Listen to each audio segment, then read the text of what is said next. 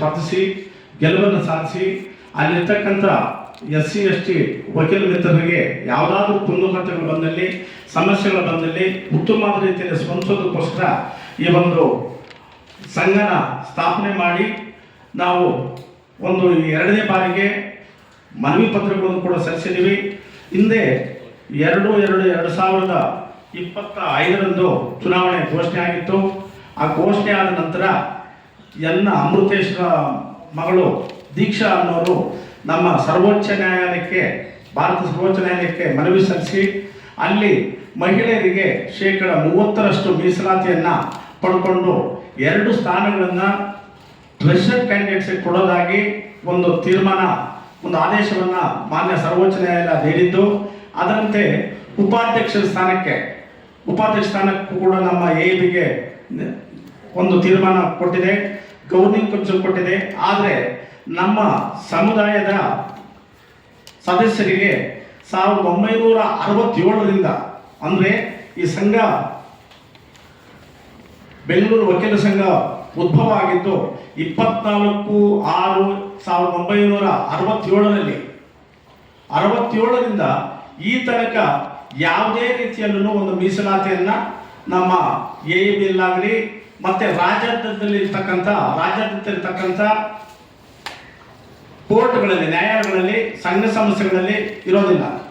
ಇದನ್ನು ರಚನೆ ಮಾಡಬೇಕು, ಇದನ್ನು ನಮ್ಗೆ ಕೊಡಬೇಕು ಅಂತೇಳಿ ನಾವು ಹಲವಾರು ಬಾರಿ ಮನವಿ ಪತ್ರಗಳನ್ನು ಸಲ್ಲಿಸೋದಾಗಿಯೂ ಕೂಡ ಅವರು ಇದನ್ನು ಪರಿಗಣನೆಗೆ ತೆಗೆದುಕೊಳ್ಳದೆ 2ನೇ ಬಾರಿಗೆ ದಿನಾಂಕ 16/2/2025 ಈ ಒಂದು ಚುನಾವಣೆಯನ್ನು ನಡೆಸೋದಕ್ಕೋಸ್ಕರ ತೀರ್ಮಾನ ಮಾಡಿದ್ದು.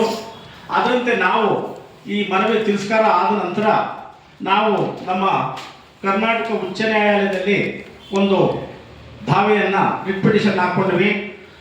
ರಿಟ್ ಪಿಟಿಷನ್ ನಂಬರ್ 3071/2025 ಅಂತೆ ನ್ಯಾಯಮೂರ್ತಿ ದೇವದಾಸ್ ಸಾಹೇಬ್ರ ಮುಂದೆ ಬಂದು ಅದು ಡಿಸ್ಪೋಸಲ್ ಆಗಿ ನಮಗೆ SC ST ಸದಸ್ಯರಿಗೆ ಒಂದು ಉತ್ತಮವಾದ ಸ್ಥಾನವನ್ನು AIB ಕಲ್ಪಿಸ್ಕೊಡ್ಬೇಕು ಅಂತೇಳಿ ಒಂದು ಆದೇಶ ಆಗದೇ ಇದ್ರೂ ಕೂಡ ಅವರ ಒಂದು ಹೇಳಿಕೆಯಲ್ಲಿ ಇವಾಗಲೂ ನ್ಯಾಯಾಲಯದಲ್ಲಿ ಇದು ಗೊತ್ತಾಗಿರೋದ್ರಿಂದ ಆ ಮೀಸಲಾತಿಯನ್ನು ನಿರ್ದೇಶಿಸಿದ ನಂತರ ಚುನಾವಣೆ ಒಳ್ಳೆಯದು ಅಂತ ಅವರು ಒಂದು ವರ್ಡಿಕ್ಟನ್ನು ಹೇಳಿದ್ದಾಗಿಯೂ ಕೂಡ 16ನೇ ತಾರೀಕು ಚುನಾವಣೆ ನಡೆಸೋದಕ್ಕೆ ತೀರ್ಮಾನ ಮಾಡಿಕೊಂಡಿದ್ದಾರೆ.